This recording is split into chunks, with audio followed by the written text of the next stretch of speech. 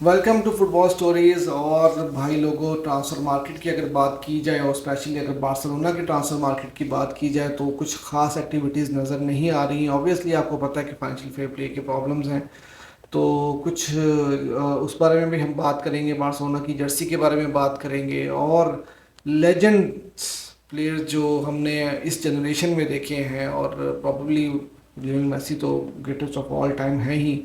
तो लेकिन हम लुका मॉड्रिच की भी बात करेंगे, LM10 की बात करेंगे बेसिकली, और उसके अलावा अम्बापे का केस कहाँ तक पहुँचा उसके बारे में बात करेंगे। तो वीडियो काफ़ी इंटरेस्टिंग होने वाली है। तो सबसे पहले स्टार्ट करते हैं बार्सिलोना की जर्सी के बारे में। तो बार्सिलोना ने अपनी जर्सी रिवील कर दी है, और अगर देखा जाए तो ऑनेस्टली मुझे ज़्यादा कोई अट्रैक्ट नहीं किया जर्सी ने, कोई इतना मज़ा नहीं आया मुझे थोड़ा जो जर्सीज़ के बारे में होता है वो ये होता है कि यार किट थोड़ी सी चेंज कर लेनी चाहिए। हर तरह हर सीज़न में हम तकरीबन उसी टाइप की ही किट रखते हैं। पिछले सीज़न में थोड़ा डार्क नेवी ब्लू टाइप का कलर था बीच में किट में, लेकिन ये है कि मतलब कुछ चेंज किया जा सकता था। और मतलब वही 2-3 सीज़न से हम उसी तरह के कलर उसी तरह की ही स्टाइल देख रहे हैं। खैर बार्सिलोना का स्टाइल तो वही है, लॉन्ग स्टेप्स के साथ, और मतलब कुछ ज़्यादा चेंजेस नहीं होती। लेकिन फिर भी रिसेंट पास्ट में अगर देखा जाए तो बार्सिलोना ने डिफरेंट कलर्स और डिफरेंट कॉम्बिनेशंस ट्राई किए थे। तो इस बार मुझे लग रहा है जैसे कि पुरानी ही किट जो है वो दोबारा उठा के बना दी है। और देखा जाए तो ये 2016 की किट से बिल्कुल मिलती जुलती किट है। 2016 का जो सीज़न था वो बार्सिलोना के लिए कोई इतना ख़ास नहीं रहा था, कोई ज़्यादा हमने ट्रॉफीज़ नहीं जीती थी, लेकिन एक बहुत ही आइकॉनिक मोमेंट ज़रूर आया था उस सीज़न में, जब लियोनेल मेसी ने last kick off the match पे रियल मैड्रिड के अगेंस्ट बर्नाब्यू में एक बहुत ही खूबसूरत गोल किया था और बार्सिलोना को अल क्लासिको जिताया था। और वो एक जो सेलिब्रेशन की थी शर्ट उतार के, बड़ी आइकॉनिक सेलिब्रेशन है, और बार्सिलोना फैंस उसको मेरे ख्याल से बहुत देर तक याद रखेंगे। तो बिल्कुल उसी सीज़न जैसी किट इस सीज़न में भी है। और बस यही है कि थोड़ा सा मेरे ख्याल में चेंज कर लेते तो थोड़ा बेहतर था, लेकिन हर आदमी की एक अपनी अपनी चॉइस है। शायद आपको जर्सी बहुत अच्छी लगी हो तो कमेंट सेक्शन में मुझे ज़रूर बताइएगा। कंपैरेटिवली अगर देखा जाए तो इस बार रियल मैड्रिड की जर्सी, जिसके बारे में मैं हमेशा ये लगता है कि यार हर सीज़न में वो वैसे ही जर्सी पहन के आ जाते हैं, वाइट कलर की जर्सी होती है, लेकिन इस बार उन्होंने कुछ चेंजेस किए हैं। इस बार उनकी जर्सी मेरे ख्याल में बेहतर जर्सी है, वो काफ़ी अच्छी जर्सी है इस बार। लेकिन हम तो बार्सिलोना के सपोर्टर्स हैं, तो हमें तो अब ब्लॉगराना कलर्स हैं, उन्हीं को ही सपोर्ट करना है और उन्हीं को ही डिफेंड करना होता है। खैर ये मेरे रिव्यूज़ है जर्सी के बारे में, आप भी अपने रिव्यू ज़रूर बताइएगा। और दूसरी बात हम करेंगे LM10 के बारे में। भाई ये पिछले 2 दिन अगर आपने देखा हो तो LM10 means Lionel Messi number 10 उनका, और लुका मॉड्रिच नंबर 10। आपने अगर देखा हो कि इन दोनों प्लेयर्स ने क्या खूबसूरत परफॉर्मेंसेस दी हैं अपने कंट्री की तरफ से। फिर आप सबसे पहले बात करते हैं लुका मॉड्रिच के बारे में। उन्होंने जिस तरह नीदरलैंड के अगेंस्ट परफॉर्मेंस दी है, और भाई मतलब यार बंदा एज के साथ और ही ज़्यादा निखरता जा रहा है। इतनी प्यारी परफॉर्मेंस उस बंदे ने दी है, क्या लेजेंड प्लेयर है यार वो बंदा। और मुझे बहुत अच्छा लगा कि उन सुनने में तो यही आया कि सऊदी अरेबिया से उनको ऑफर्स थी, लेकिन वो नहीं जा रहे, और वो एक और सीज़न एटलीस्ट कम से कम एक सीज़न और रियल मैड्रिड में रुक रहे हैं। तो यार यही जो है वो बड़ी अच्छी बात है कि वो पैसे के लिए नहीं जा रहे, वो अपना एक जो उनका गोल है, टारगेट है यूरोप में खेलना और एक हाई लेवल की फ़ुटबॉल खेलना, वो उसको कंप्लीट करना चाह रहे हैं। तो ये बहुत ही अच्छी बात है।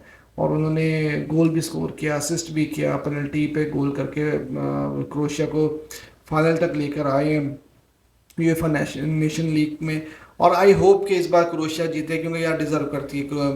लुका मॉड्रिच एक इंटरनेशनल ट्रॉफी ज़रूर डिज़र्व करते हैं। उन्होंने, आपको याद होगा कि 2018 के वर्ल्ड कप का फाइनल भी खेला और हार गए थे, और ये 2022 के वर्ल्ड कप में थर्ड पोजीशन ली है। तो मैं चाहता हूँ कि एक उनके पास गोल्ड मेडल ज़रूर होना चाहिए। आई होप कि वो यूएफए नेशन लीग का इस बार टाइटल अपने नाम करें।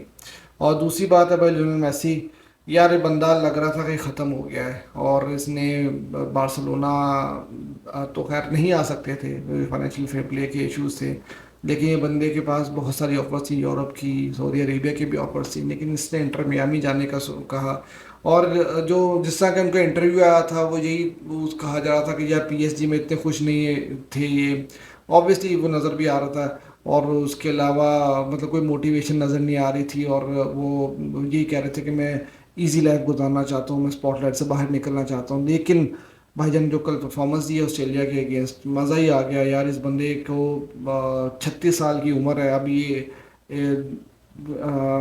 36 साल के हो जाएंगे ये एक हफ्ते के बाद।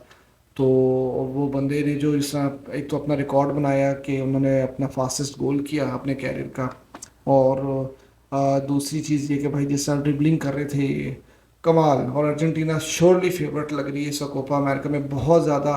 सबसे बड़ी बात ये है कि यार एक दूसरे के लिए लड़ने मरने के लिए तैयार हो जाती है। कहाँ एक वक्त ऐसा था कि ये मैसी पे डिपेंडेंट होते थे और मैसी खींच खींच के इनको फाइनल तक लेके आते थे, और अब ये पूरी टीम एक ऐसी जेलिन हुई हुई है और कमाल किस्म की परफॉर्मेंस दे रही है। ऑस्ट्रेलिया की टीम कोई हल्की फुल्की टीम नहीं थी, आपने वर्ल्ड कप में भी इनकी परफॉर्मेंसेज देखी होंगी।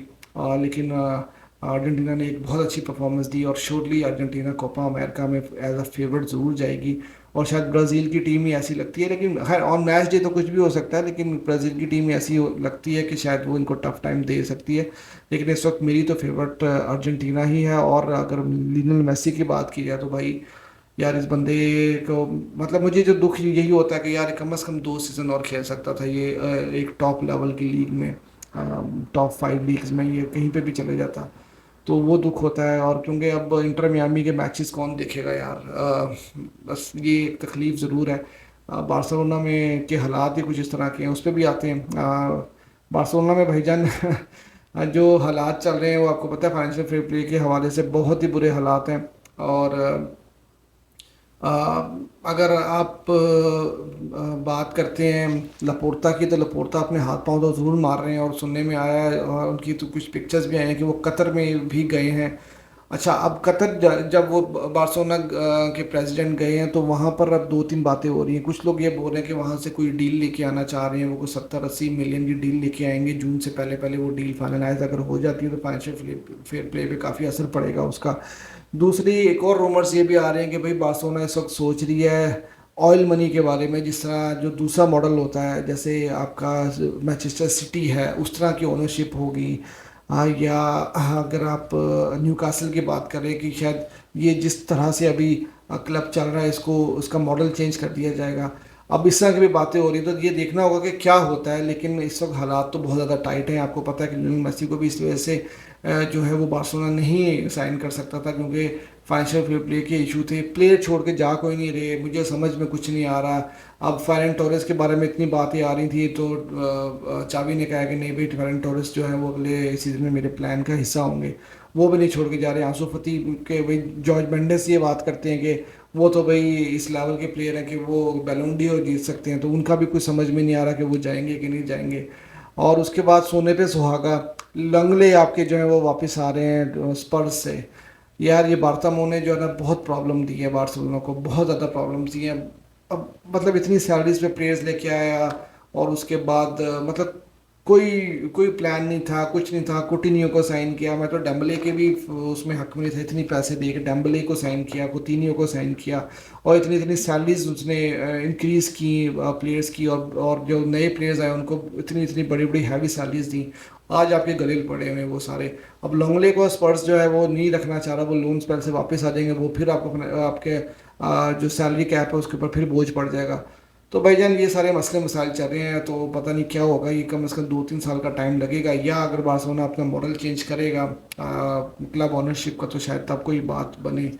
तो उसके अलावा तो फिलहाल कोई हल नज़र नहीं आ रहा। और अगर आप पिवट पोजीशन की बात करते हैं तो उसमें भी रोज़ाना नई से नई कहानियाँ आती जा रही हैं। तो यार इससे बेहतर ये था कि आप सेजो बोस्कस को ही रख लेते, या सेजो बोस्कस का कॉन्ट्रैक्ट एक्सपायर है, वो जब छोड़ के जा रहे थे तो उनको लोअर कॉन्ट्रैक्ट पे रख लेते, तो अगले सीजन के लिए कम से कम हमारे पास पिवट पोजीशन पे तो कोई प्लेयर होता। अभी तो फुल पैनिक चल रही है सिचुएशन। और आखिरी खबर जो है वो एम्बाप्पे के बारे में है।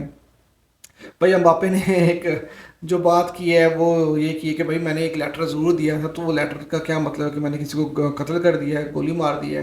तो वो मैंने यही बात की थी कि मैं नहीं रुकना चाह रहा हूँ, और मतलब अगले सीज़न में तो मैं रुकूंगा, लेकिन मैं एक्सटेंशन नहीं करना चाह रहा। तो मबाप्पे भी ना खुल खुल के सामने आ गए हैं। और अगर आपको याद हो गए, वो मैसी के बारे में भी उन्होंने बड़ी खुल के स्टेटमेंट दी थी कि बड़ा अनफॉर्चुनेट है कि मैसी जैसा प्लेयर जो है वो एडजस्ट नहीं कर पाया, और लोगों ने उनको वो रिस्पेक्ट नहीं दी जो वो डिज़र्व करते थे। तो एम्बाप्पे बहुत खुल खुल के बात कर रहे हैं इस वक्त। और एम्बाप्पे ने ये बात फिर कही है कि मैं इस सीज़न में रुकना चाहता हूँ, लेकिन एक्सटेंशन नहीं कर रहे वो उन्होंने एक्सटेंशन पे कोई बात नहीं की। और उनसे ये भी पूछा गया कि भाई आप पिछले सीज़न में, पिछले लास्ट टाइम 2021 में जब आपको आप छोड़ के जाना चाह रहे थे तो काफ़ी ज़्यादा इन्फ्लुएंस था आपके डिसीजन पे प्रेसिडेंट का, फ्रांस के जो प्रेसिडेंट है। तो अभी क्या सिचुएशन है, वो आपको फिर रोकना चाह रहे हैं कि नहीं रोकना चाह रहे हैं? तो एम्बाप्पे ने ये बात की कि भाई मैं कब छोड़ के जा रहा हूँ, मैं तो रुक रहा हूँ यहाँ पर, मैं तो कहीं पे भी नहीं जा रहा हूँ। तो अब एम्बाप्पे जो है ना वो अपनी अपनी अपनी तरफ से गेम खेल रहे हैं और वो यही बोले कि हाँ भाई मैं तो इस सीज़न में रुक रहा हूँ, लेकिन एक्सटेंशन पे बात नहीं वो कर रहे। जो पीएसजी जिस पे एम्फेसिस कर रही है वो ये चाह रही है कि किसी तरह से एम्बाप्पे या तो उनको सेल कर दिया जाए, क्योंकि अगले सीज़न में अगर एम्बाप्पे पूरा सीज़न रुक जाते हैं और एक्सटेंशन नहीं करते तो फ्री में जाना पड़ेगा एम्बाप्पे को। अब पीएसजी फंसी हुई है, पीएसजी इंचार्ज ये कि इनको इनसे पैसे भी या तो पैसे बना लिए जाएं या फिर एक्सटेंशन साइन कर ली जाए। और मेरे ख्याल से पीएसजी ना बहुत बुरी तरह से फंसी इस तरह से है, जो उन्होंने पिछली दफ़ा कॉन्ट्रैक्ट दिया था ना वो कॉन्ट्रैक्ट उन्होंने ठीक तरीके से नहीं दिया था, एक शॉर्ट टर्म कॉन्ट्रैक्ट था। अब अगले सीजन में एक अगर फॉर एग्जांपल एम्बाप्पे साइन कर भी लेते हैं कॉन्ट्रैक्ट, तो 2025 में एक साल में क्या वो उखाड़ लेंगे वो, फिर अगर 2025 में फिर उनको फ्री ही छोड़ना पड़ेगा पीएसजी को। तो जो क्लॉज है अभी का वो ये एक साल की एक्सटेंशन ही है, अगर वो ट्रिगर करते हैं उस क्लॉज को तो एक साल की एक्सटेंशन मिलेगी, उसके बाद फिर पीएसजी रोना शुरू कर देगी। तो ये सारी सिचुएशन चल रही है और ये थी आज की वीडियो। तो आपने अगर अभी तक चैनल को सब्सक्राइब नहीं किया तो चैनल को जरूर सब्सक्राइब कीजिएगा और कमेंट सेक्शन में ज़रूर बताइएगा कि आपको वीडियो कैसी लगी और बारसा की जर्सी कैसी लगी, और उसके बाद एम्बाप्पे की कहानी कहाँ तक जाएगी, तो अपने कमेंट ज़रूर बताइएगा।